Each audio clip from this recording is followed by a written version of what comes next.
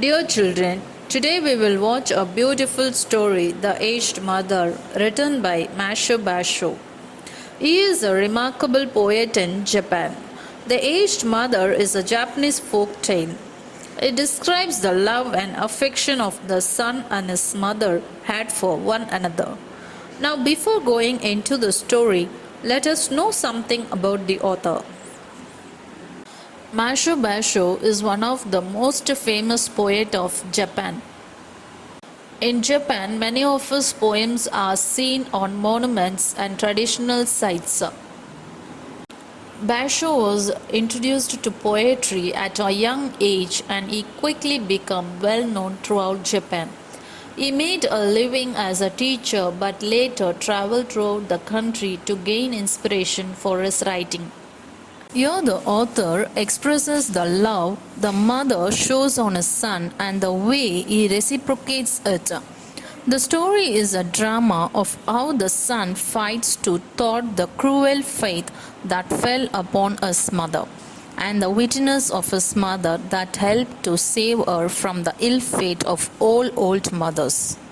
Long, long ago, a poor farmer and his old mother lived near to the mountain. They owned a bit of land which gave them with food. Thus they lead a peaceful and happiest life. One day he declined an order. The order says to kill all the aged people from the country. When the poor farmer heard the order, he felt sorrow in his heart. Because his mother is too old. Anyhow, he can't disobey the order. He has to kill his mother. On that day, with lot of pain, he finished his work at the field. Then he prepared food. He took the rice and covered it in a square cloth and tied it around his neck. Then he took cold and sweet water. Then he carried his mother on his back and started walking towards the mountain. The mountain name is Obek-Soyama. This mountain is famous for abandoning old people. The road was so long. The narrow roads are made by hunters and woodcutters. On their way to the top, the helpless mother noticed more than one path on their way. So she afraid because her son may not know the mountains had many paths, his return might be dangerous. So she stretched her hands and plucked the twigs from the branch of tree. Then she broke into pieces and she dropped a handful of twigs on their ways. Horse gone, finally they reached the summit of the mountain with heavy heart. He gently released his mother and placed her in a comfortable place. And he gathered some pine tree needles. With this he made a soft cushion. Then he lifted his old mother onto it. He wrapped her with a thick heavy coat. Finally, with tearful eyes and painful heart, he bid farewell from his mother. Suddenly his mother called him and said, "Be aware of your way. For your return, I made a trial with the piles of twigs." Mother's words clearly portrayed the unconditional love that the mother had for her son. His heart broke, then he cried aloud. Then he said to his mother, "I will not leave you. Together we will follow the path of twigs and together we will die." Now the farmer realized that they need to face the verdict together. So he carried his mother on his back and started to walking into the home. When they reached home, he hid his mother on the cupboard. Time passed. Nobody inquired about the old people. They both felt secure and safe.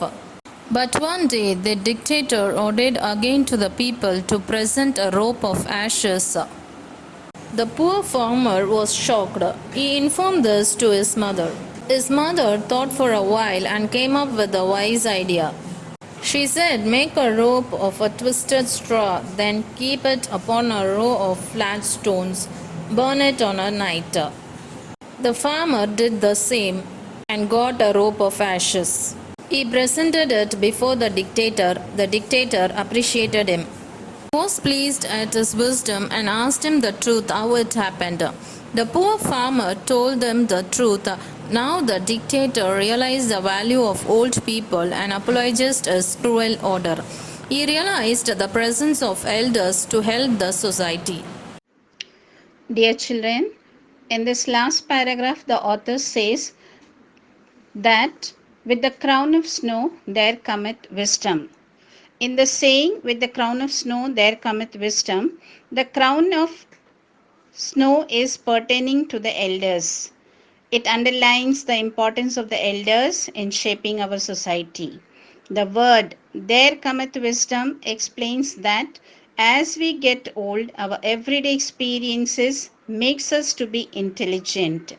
Theoretical knowledge is always superficial. The impact is made only by experienced persons.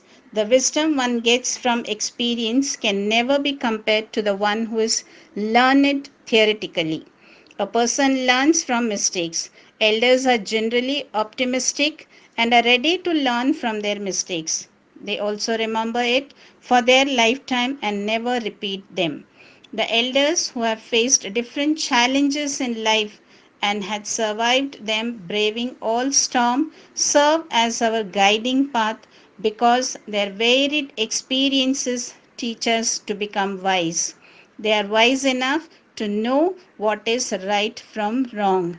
There is a wisdom of the head and a wisdom of the heart. Children, I hope you thoroughly enjoyed the story. Thank you.